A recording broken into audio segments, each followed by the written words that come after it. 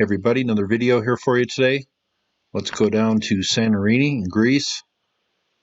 And of course, this was home to a mega disaster. The exact dating of when this disaster took place has been a little controversial, but I think there has been some good research done, and we should be able to pinpoint that date pretty accurately. Now, here's an article I will leave below. Thera was the name of the volcano on Santorini, and I'm sure it ended the Minoan reign on this island. I'm sure elements of their civilization lived on. But it says dating the ancient Minoan eruption of Thera using tree rings. And here's the ancient site of Akrotiri. And this settlement was covered under 130 feet of ash. And I believe I covered this site in my first ancient history news video. It says new analysis that uses tree rings could settle the long-standing debate about when the volcano Thera erupted by resolving discrepancies between archaeological and radiocarbon methods of dating the eruption, according to new University of Arizona-led research. It's about tying together a timeline of ancient Egypt, Greece, Turkey, and the rest of the Mediterranean at this critical point in the ancient world. That's what dating Thera can do. The volcano erupts and represents one short moment in time. If you can date precisely when that moment is, then whenever you find evidence of that moment at any archaeological site, you suddenly have a precise marker point in time, and that's really powerful for examining human interactions around that point in time. Now, when I researched this about 4 or 5 years ago, they really didn't have a good handle on it. There was a window there maybe between 1400 BC and 1700 BC, and there wasn't really a stern, firm, solid answer. But now these days, they have used things such as written records from Egypt and pottery and radiocarbon dating from trees and other things found just below the layer of ash. So they started to get a good handle on it, but the tree ring seems to be a good kind of finalizing measure here.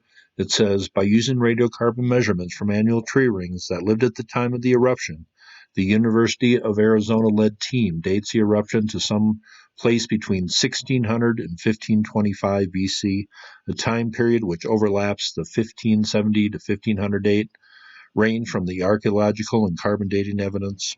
Getting the date is very important. This is not a news story here I'm showing, but I will leave the link below.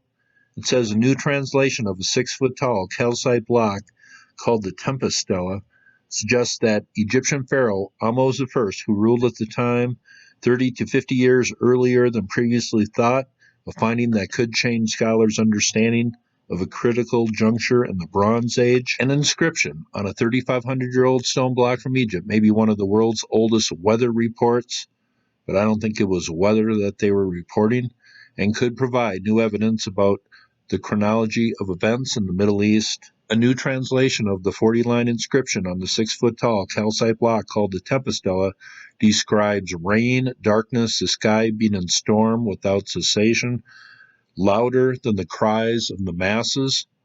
So would they have inscribed something about a storm if it was just a normal thunderstorm or even a really bad thunderstorm?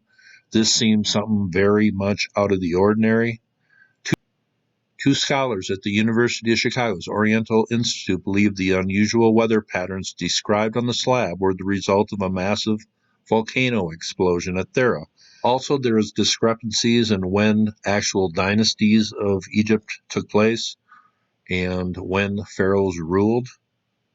And in my little bit of research, Ahmose comes from around 1550 BC to 1600 BC, somewhere in that reign. And it's really tough to be exact because the Egyptians didn't date things like we do at all. It says, this is important to the scholars of the ancient Near East and the Eastern Mediterranean, generally because the chronology that archaeologists use is based on a list of Egyptian pharaohs, and this new information could adjust those dates. But why is this all important? Well, Egypt could have been ruled by as many as 3 different rulers at this time. And sometimes on the kings list, people think it goes way, way, way back in history, but I think some of those kings could have been ruling at the same time. That's a possibility. But coming out of a tumultuous time, Egypt could have been ruled by rulers up in the north, the Hyksos. We know they were for sure. Then it seems to be there was rulers at Abydos and at Thebes, present-day Luxor. And here's a stele of Kamose, Ahmose's brother. He passed away, and then Ahmose took control. I think that's how it went. But Amos is the one who finally kicked the Hyksos out. 250,000 went north, and he actually chased them for part of the way. But now, good interpretations of the Tempest Stela and pretty reasonable dating of Amos that really is agreed upon by everybody, at least a window when he dated. These fit with new research from Santorini when they have pinpointed this evidence of when Thera erupted. It all matches, and it's all comes together at one very specific time in history, around, say, 1575 to 1550 BC. Who are the Hyksos? I believe they came from the area around Haran originally. That's where they came from, the area around Sogmatar and Gobekli Tepe in that area. I think that's where the Hyksos came from. It says they invented the chariot. And you remember a Sogmatar video I did about 2 years ago? They found a 5,500-year-old chariot toy, a child's toy. When this mega volcano went off, I'm sure tsunamis raced across the Mediterranean, and Egypt took a good brunt of it right here.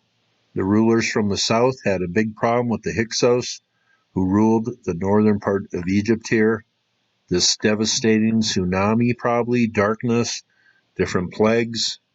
Did that happen? And then the rulers of the south said, hey, maybe all their shipping and their coast ports got wiped out in the tsunami.